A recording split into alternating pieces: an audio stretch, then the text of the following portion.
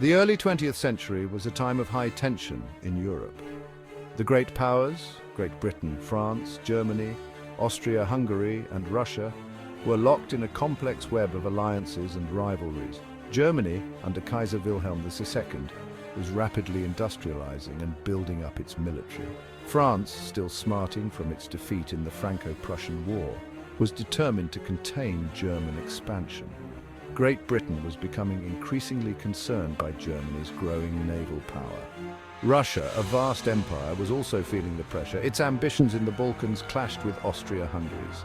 The assassination of Archduke Franz Ferdinand in Sarajevo in June 1914 ignited the powder keg. Decades of diplomatic maneuvering and military build-up set the stage for war. The system of alliances intended to preserve peace made war more likely. Any conflict could escalate into a wider war, as allies were obligated to come to aid. This happened in 1914, when Austria-Hungary declared war on Serbia, triggering a chain reaction. The Franco-Russian alliance, signed in 1894, was a key turning point in European diplomacy. It brought together two powers that had long been at odds. France, a republic, and Russia, an autocracy, seemed like unlikely partners, but they were drawn together by a shared fear of Germany. For France, the alliance offered security against a potential German attack. For Russia, it provided much-needed investment in diplomatic support. The alliance was a defensive pact, meaning that each country pledged to come to the other's aid if it was attacked. It was also a blow to Germany, which had hoped to keep France isolated. The signing of the Franco-Russian alliance marked the end of France's diplomatic isolation following its defeat in the Franco-Prussian War. It also signaled the emergence of a new balance of power in Europe, one that pitted Germany and its allies against France, Russia, and eventually Great Britain. The Anglo-French Entente Cordiale, signed in 1904, was another crucial step in the formation of the Triple Entente. It marked a dramatic turnaround in Anglo-French relations, which had been strained for centuries. The two countries had nearly come to blows just a few years earlier during the Fashoda incident of 1898, when their colonial ambitions clashed in Sudan. The Entente Cordiale was not a formal military alliance like the Franco-Russian alliance. Rather, it was a series of agreements that settled outstanding colonial disputes between the two countries. It recognized British control over Egypt in exchange for French recognition of British interests in Morocco. However, the Entente Cordiale had important strategic implications. It paved the way for closer cooperation between the two countries, which would prove essential in the years leading up to World War I. The final piece of the Triple Entente puzzle fell into place in 1907 with the signing of the Anglo-Russian Convention. This agreement settled long-standing rivalries between Great Britain and Russia in Central Asia, particularly in Persia, modern-day Iran, Afghanistan, and Tibet. Like the Entente Cordiale, the Anglo-Russian Convention was not a formal military alliance, but it did remove a major source of friction between the two countries, allowing them to cooperate more closely on other issues, including the growing threat from Germany. With the signing of the Anglo-Russian Convention, the Triple Entente was complete. France, Russia, and Great Britain were now linked by a complex web of agreements, understandings, and shared interests. This informal alliance would have a profound impact on the course of the 20th century. Section 5. Architects of Accord. Key figures in the Entente's formation. The formation of the Triple Entente was the work of many individuals, both diplomats and politicians. Key figures include Théophile Delcasse from France. As French Foreign Minister, Delcasse secured the Entente Cordiale with Great Britain. King Edward was VII from Great Britain.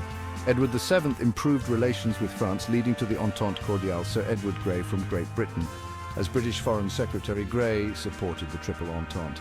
These individuals shaped the Triple Entente, creating a balance of power in Europe. Section 6. The powder keg ignites, the Triple Entente, and the outbreak of war.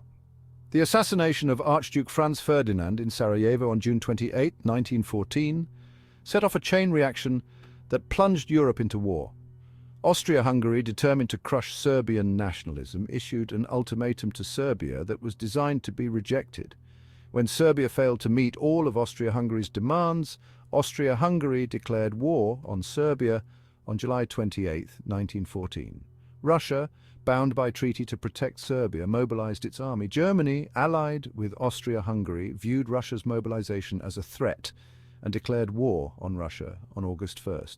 2 days later, Germany declared war on France, Russia's ally. Great Britain, initially hesitant to get involved, declared war on Germany on August 4th after German troops violated Belgian neutrality. The system of alliances that had been designed to prevent war had instead helped to bring it about. The Triple Entente, formed to counter German aggression, now found itself locked in a deadly struggle with the Central Powers of Germany, Austria-Hungary, and the Ottoman Empire. Section 7, A World Ablaze, the Entente struggle in World War I. World War I was a conflict unlike any other. It was a total war, one that engulfed not just soldiers on the battlefield, but entire societies. Millions of men were mobilized to fight in a conflict that spanned the globe, from the trenches of Western Europe to the mountains of the Caucasus to the plains of East Africa. The Triple Entente faced formidable challenges in World War I. Germany, with its powerful army and central location, had the initial advantage. The Entente powers were forced to contend with a two-front war, with Russia fighting Germany in the east, and France and Great Britain battling Germany in the west. The war quickly bogged down into a bloody stalemate, with neither side able to gain a decisive advantage. Despite these challenges, the Entente powers were ultimately victorious. The United States' entry into the war in 1917, along with the eventual collapse of the Central Powers, tipped the balance in the Entente's favor. The war finally came to an end on November 11th, 1918, with the signing of the Armistice of Compiègne. Section 8. The Price of Victory, the Entente's Legacy. The victory of the Triple Entente came at a tremendous cost. Millions of soldiers and civilians were killed, and vast swathes of Europe were left in ruins. The war also had a profound impact on the political landscape. The old empires of Europe, Russia, Austria, Hungary, and the Ottoman Empire, were swept away. The Treaty of Versailles imposed harsh penalties on Germany. Germany was forced to accept responsibility, cede territory, pay reparations, and disarm. The harsh terms sowed resentment, contributing to the rise of Adolf Hitler and World War II. The Triple Entente itself did not survive the war. However, the legacy of the Entente lived on in the post-war world. Section 9. Conclusion. The Triple Entente, an alliance born of necessity and forged in the crucible of war, played a pivotal role in shaping the course of the 20th century. Its formation marked a turning point in European diplomacy, ending decades of British neutrality and creating a counterweight to German power. The Entente's victory in World War I came at a tremendous cost, but it also helped to reshape the political landscape of the world. The story of the Triple Entente is a reminder of the complex web of alliances, rivalries, and miscalculations that can lead to war. It is also a testament to the enduring power of diplomacy and the importance of international cooperation in maintaining peace.